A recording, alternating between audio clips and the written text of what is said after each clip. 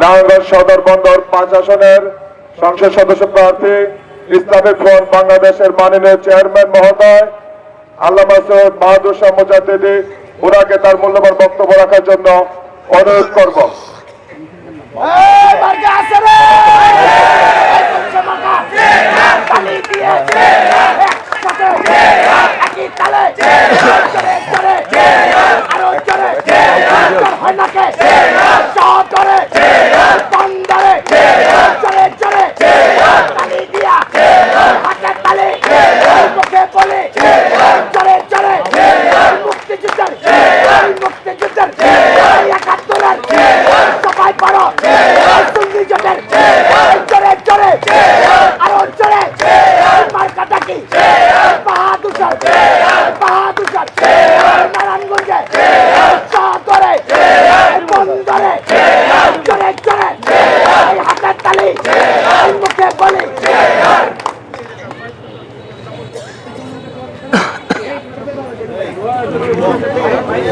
আসসালামু আলাইকুম ওয়া রাহমাতুল্লাহি ওয়া বারাকাতুহু। সম্মানিত নারায়ণগঞ্জবাসী, আপনারা জানেন ৭২ সুন্নি জোট সমর্থিত ইসলামিক ফ্রন্ট বাংলাদেশ এর মনোনীত প্রার্থী হিসাবে নারায়ণগঞ্জ 5 আসনে আসন্ন ত্রয়োদশ সংসদ নির্বাচনে আমি অংশগ্রহণ করেছি। কেন করেছি? একমাত্র আমার উদ্দেশ্য লক্ষ্য হলো বাংলাদেশের মধ্যে কোরআন সুন্নাহর সমাজ রাষ্ট্র কায়েমের জন্য। কোরআন সুন্নাহর সমাজ রাষ্ট্র কায়েম হলে বাংলাদেশ থেকে চিরতরে দুর্নীতি দূর হয়ে যাবে। বাংলাদেশ থেকে মব সৃষ্টি করে মানুষের উপরে জুলুম অত্যাচার বন্ধ হয়ে যাবে। বাংলাদেশ থেকে চিরতরে টেন্ডারবাজি বন্ধ হয়ে যাবে। বাংলাদেশ থেকে চিরতরে মাদক ব্যবসা বন্ধ হয়ে যাবে। বাংলাদেশ থেকে জনগণের অর্থ পাচার করে বহির্বিশ্বের মধ্যে টাকার পাহাড় যারা করতেছে সেটা চিরতরে বন্ধ হয়ে যাবে। হ্যাঁ, আমার কোরআন সুন্নাহর সমাজ ব্যবস্থা এমন একটি ব্যবস্থা, যে ব্যবস্থা আল্লাহ কর্তৃক, রাসূল কর্তৃক।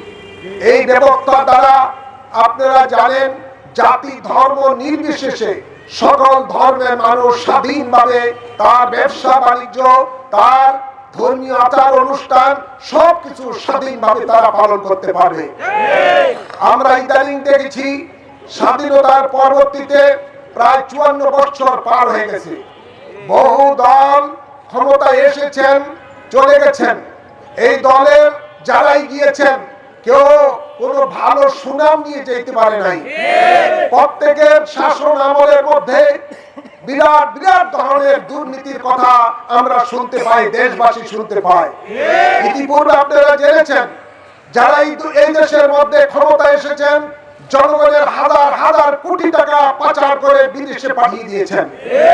আজ বাংলাদেশের মানুষ গরিব তলে গরিবই হয়ে গেছে। আমরা দেখেছি ওরা সাধারণ মানুষ এসেছেন ক্ষমতায়, তারা রাতারাতি আঙ্গুল ফুলে কলা গাছ হয়ে গেছে। ইদানিং কালে 2024 সালে 5ই আগস্টের পরে যারা বৈষম্য বিরোধী আন্দোলন করে ক্ষমতায় এসেছে, এই ধরনের সাধারণ কিছু বৈষম্য বিরোধীকারীরা, কিছু সমন্বয়কারীরা যাদের বাড়ি ঘর দেখলে মনে হয় একটা ফকির বাড়ি, কিন্তু এই ফকির বাচ্চারা আজকে দেখা যায় তারা শত শত কোটি টাকার মালিক হয়ে গেছে। আপনারা দেখেছেন ইতিপূর্বে বাণিজ্য মন্ত্রণালয়ের যিনি রয়েছেন দায়িত্বে, আপনার উপদেষ্টা, তিনি ইদানিংকালে প্রকাশ করেছেন বিগত সরকারের আমলে 2 লক্ষ কোটি টাকা ঋণ ছিল বাংলাদেশের জনগণের উপরে। এই গত 17-18 মাস ইউনূস সরকার এসে এই দুর্নীতিবাদদেরকে সাথে নিয়ে 23 লক্ষ কোটি টাকা বাংলাদেশে এখন জনগণের উপরে বৈদেশিক ঋণ চাপিয়ে দেওয়া হয়েছে। অথচ বাংলাদেশের মধ্যে কোনো উন্নয়নের কোনো দৃশ্যমান কোনো কাজ হয় নাই। বরঞ্চ এই টাকা কোথায় গেল? আজকে ঢাকার শহরের মধ্যে বিভিন্ন বাংলাদেশের মধ্যে দেখতে পাই এলপি গ্যাসের সংকট, মা বোনেরা না রান্না করতে পারছে না। আজকে মানুষের অর্থনৈতিক দিন দিন মানুষের দুর্বল হয়ে যাচ্ছে। আজকে ব্যাংকের মধ্যে গেলে কয়েকটি ব্যাংক রয়েছে 5,000 টাকা পর্যন্ত গ্রাহককে দিতে পারে নাই। এই টাকায় বাংলাদেশ থেকে এই দুর্নীতিবাজ ইউনূস সরকার পাচার করে দিয়েছে। এই সরকার আমেরিকার দালালের সরকার। আমেরিকা চাচ্ছে এই বাংলাদেশটাকে মধ্যে একটা জঙ্গিবাদ রাষ্ট্র তৈরি করার জন্য। জঙ্গিবাদ রাষ্ট্র তৈরি করলেই আমেরিকার সুযোগ হবে বাংলাদেশের মধ্যে ঘাঁটি বসানোর জন্য। ইদানিং কালে আমরা দেখেছি এই আমেরিকার চামচা ইউনূস বাংলাদেশের সে আপনার সেন্ট মার্টিন দিয়ে দিয়েছে এবং চট্টগ্রামের বন্দর তারা দিয়ে দিয়েছেন। বাংলাদেশের পার্বত্য চট্টগ্রামের একটা অংশ বিদেশের কাছে দিয়ে পায়তারা করা হচ্ছে। এই দেশটাকে সম্পূর্ণ ধ্বংস করে দিচ্ছে বর্তমান ইউনূস সরকার। তাই এই ট্রাইং সরকার চাচ্ছে সে আরো তার এই সকল দুর্নীতিকে পাকাপোক্ত করার জন্য হামট মানুষের কাছে চাচ্ছে জোর করে। বিভিন্ন শিক্ষা প্রতিষ্ঠানের আপনার শিক্ষকদেরকে ইমামদেরকে বিভিন্ন ভাবে তাদেরকে প্রেশার সৃষ্টি করে সেখানে বলতে হ্যাঁ ভোট দাও, হ্যাঁ ভোট দিলেই তিনি যত দুর্নীতি করেছেন সব দুর্নীতি জায়েজ করবেন তিনি।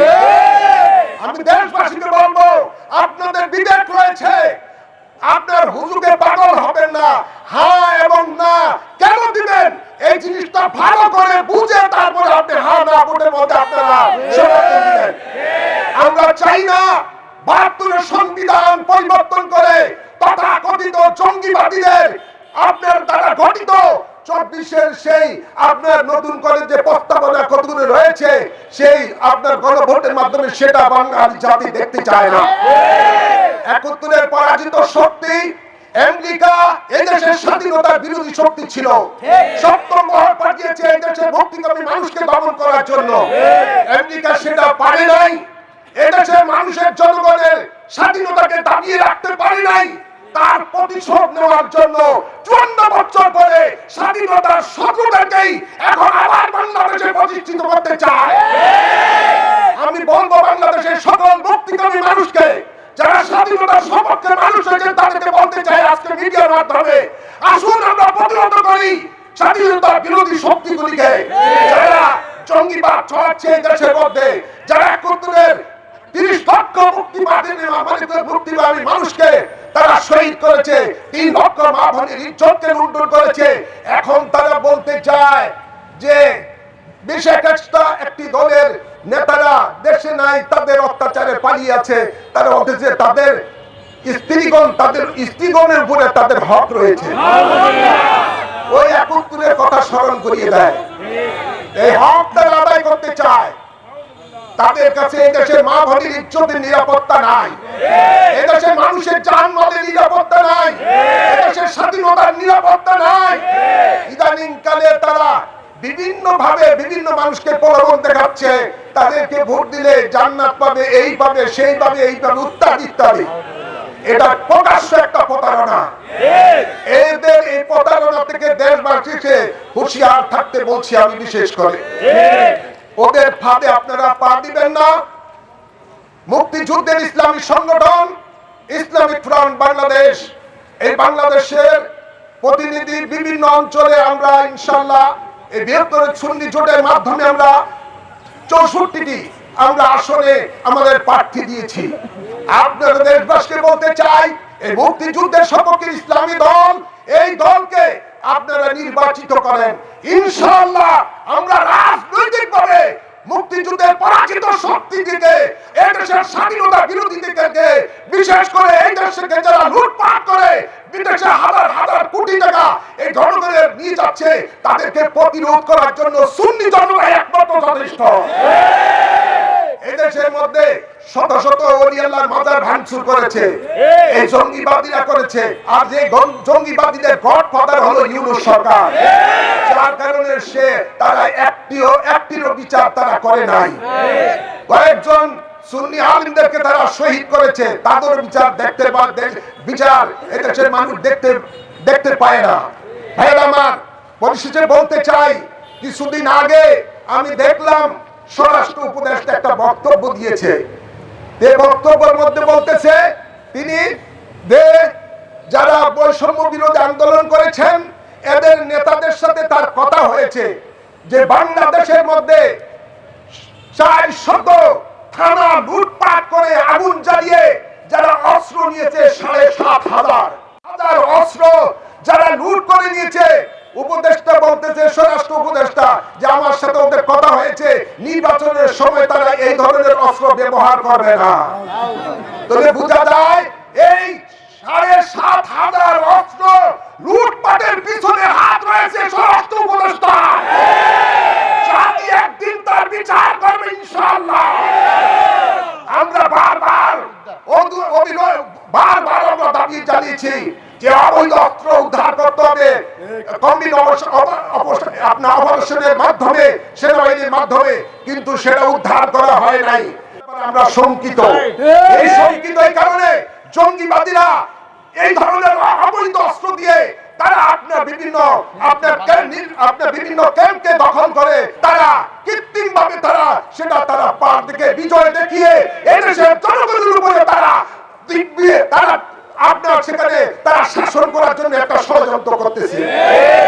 তাই আমি দেশবাসীকে বলবো, 71 যেমন এদেশের বাঙালি জাতি বাস লাঠি ছোটা দিয়ে যেমনি ভাবে সেই পাকিস্তান হানাদারকে বিতাড়িত করেছে, ওরা যতই 7,000 7,500 অস্ত্র নেক না কেন বা পাকিস্তান থেকে কিছু আমদানি করুক না কেন অস্ত্র, এদেশের বাঙালি লাঠির সামনে তারা টিকতে পারবে না, মুক্তিকামী মানুষের সামনে তারা টিকতে পারবে না ইনশাআল্লাহ। আমরা প্রস্তুত রয়েছি, দেশবাসীকেও প্রস্তুত থাকার জন্য আমি অনুরোধ করব। এদেশের সুফিবাদী সংগঠন ইসলামিক ফ্রন্ট বাংলাদেশ এবং সুন্নি জোট আমরা ইনশাআল্লাহ প্রস্তুত রয়েছি। এদেশ আল্লাহর ওলিদের দেশ, এদেশ বাবা শাহজালালের দেশ।